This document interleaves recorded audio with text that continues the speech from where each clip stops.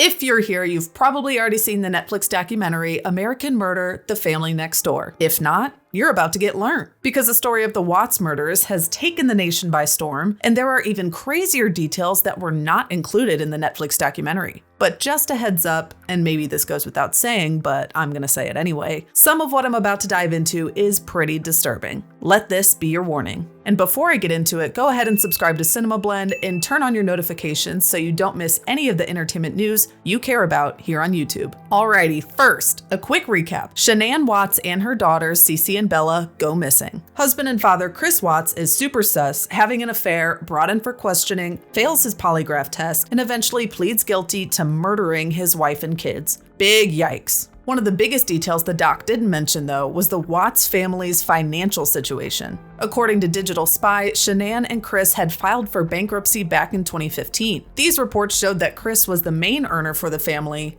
at that time. A year ahead of filing for bankruptcy, the family was earning a combined income of $91,000, the majority of which coming from Chris, who made about $63,000 from his position with Anadarko Petroleum. The rest was earned by Shanann, who at the time worked at Children's Hospital Colorado. The court documents also revealed they had credit card debt, student loan repayments, and outstanding medical bills, roughly $70,000 of debt. Fast forward to Shanann landing a job with a higher salary that put them in a much better financial situation. This brought her independence and had her traveling on the company's dime. As shown in the documentary, Chris would stay home and take care of the house and kids while she was away, when he wasn't off gallivanting with his girlfriend, of course. This led the media to speculate about possible jealousy and resentment issues playing a role in the murders. Then there's the polygraph score. The documentary did show that Chris had failed a polygraph test, but there weren't many details included in the film about those test results. The details here are definitely important, though. After all, it was a pretty pivotal moment that led to Watts' confession. Chris's polygraph score was a pitiful -18. For reference, a -4 is generally used as an indicator that someone is being dishonest. The documentary featured some recording of that test, but the actual polygraph took upwards of 5 hours to be completed. And at times, Watts referred to his daughters in the past tense, even though they were just reported missing at that point. The results of the test eventually led Chris to confess and went on to reveal the locations of their bodies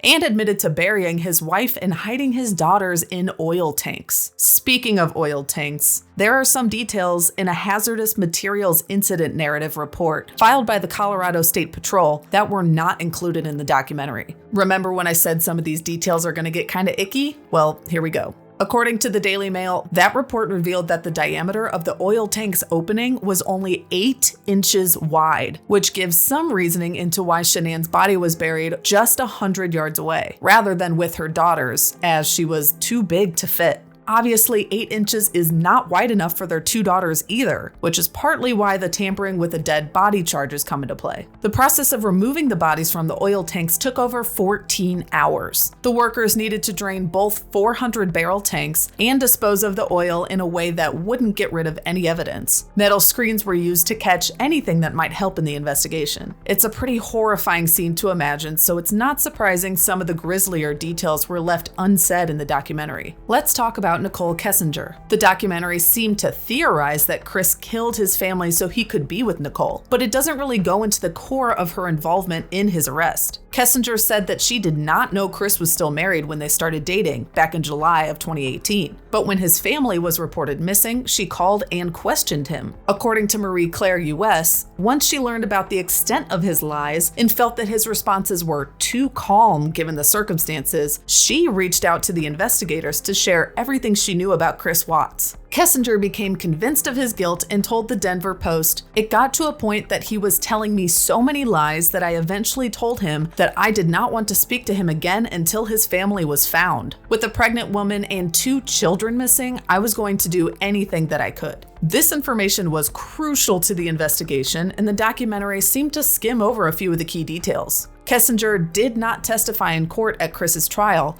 and has been laying low since her 2018 interview with the Denver Post. Now let's talk about once Chris was behind bars. While he was doing time, he was reportedly staying in contact with family members as well as some strangers like Cheryl Cattle. Cheryl had published several of their letters in a book titled Letters from Christopher: The Tragic Confessions of the Watts Family Murders. In those letters, Chris offered up insight into his mindset at the time of the murders, as well as some gruesome details about the crimes. For starters, he knew well before the crimes were committed that he was going to kill his wife and daughters. He mentioned knowing that that night was going to be the last time he would tuck them in. These letters also revealed that although he first attempted to smother his daughters in their beds before killing his wife, the two girls somehow woke back up. He proceeded to give details about how he took their lives at a work location where he hid the bodies of his daughters in oil tanks. The letters also showed Chris seemingly confirming the theory that he killed his wife and kids to be with Nichol Kessinger. He admitted to slipping oxycodone to Shanann to try to cause her to miscarry. He wrote to Cattle, "I thought it would be easier to be with Nichol if Shanann wasn't pregnant." In the December 2018 sentencing hearing, Watts was ordered to serve 5 life terms without parole for the murder charges and a number of other prison-related terms to the tampering with the bodies and unlawful termination of a pregnancy, according to the Denver 7 News. The Netflix documentary was released September 30th and is still taking the internet by storm for obvious reasons. What details from the documentary are sticking with you? Let us know in the comments, and of course, give our channel a like and subscribe to be sure you don't miss more videos like this. Thanks for watching. We'll see you next time.